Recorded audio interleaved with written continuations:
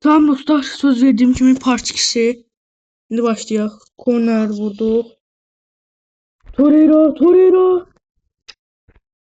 Bir tane golü. Aha, bir tane golü kim vurdu? Lemane. Oynayabiliriz. Lemane ikinci gol mu? Lemane ikinci gol. Bugün Lemane yapıştırır.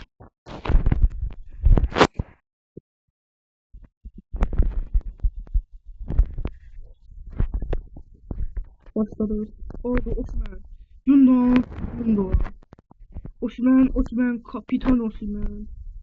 Osman'dan pas Gündoğan. Osman.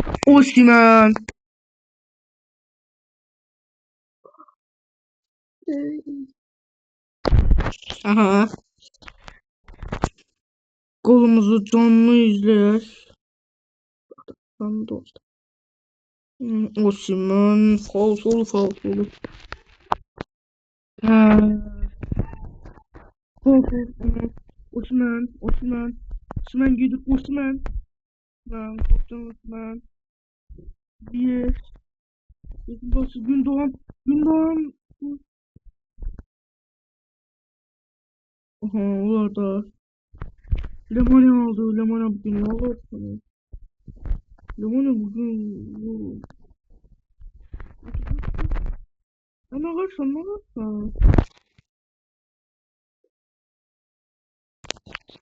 Başladı. Aldık. Osman'dan Gündoğan. Gündoğan'dan Ziyech. Uzaktan deneyemiyorum daha doğrusu.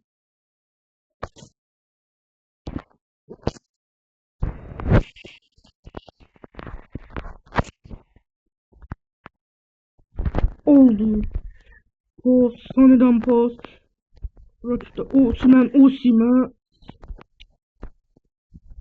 Aha, bana gösteriyorlar. Torreira. Sanchez aldı. Osimhen. Post. Allah. Osimhen'den Gündoğan. Osimhen. Osimhen'in golü. Bakaq sevinci belə kapitan Osman. Ha, Osimhen gol.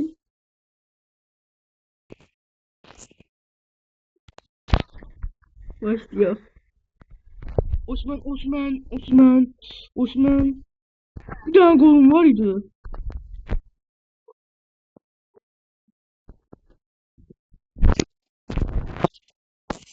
Aha. Vardı. İlk yarı kurtardı dostlar. Geçebiliriz. Gel aldı reklam.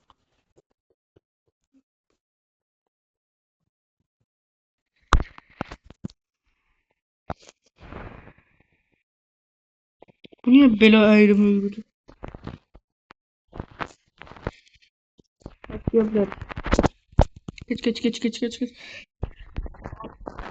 Başlattı. Gol.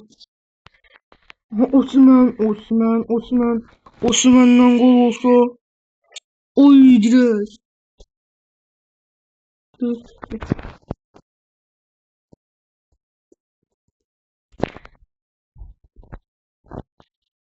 Aldık.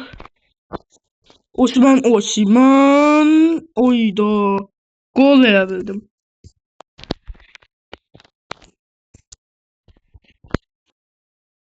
Başladık Ziyech. Gündoğan. Osimhen. Sanchez. Gündoğan. Sane gidir. Sane orta. Gündoğan'ın orta. Ziyech yapmadı. Göttüler. Orta sahaya yakınlaştırdık. Orta saha. Sanchez. Torreira. Lemane orta. Victor Osimhen.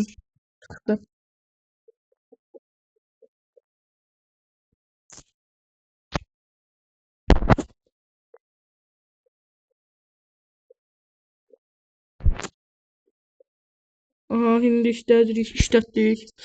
Bu nə tür işlətməkdir?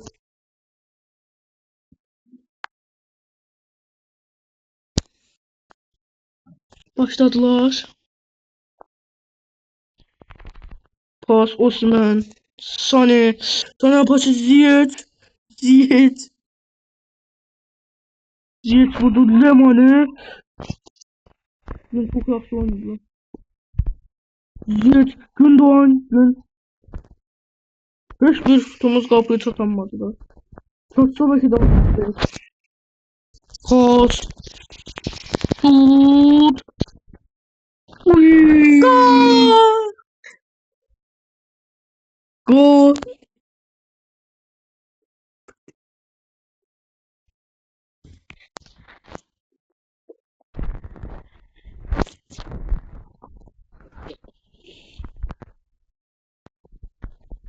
Aha, şimdi başladık. Ne oldu?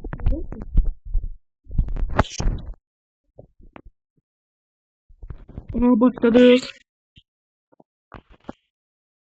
Dostlar, burada sağ olun, maç kurtardı.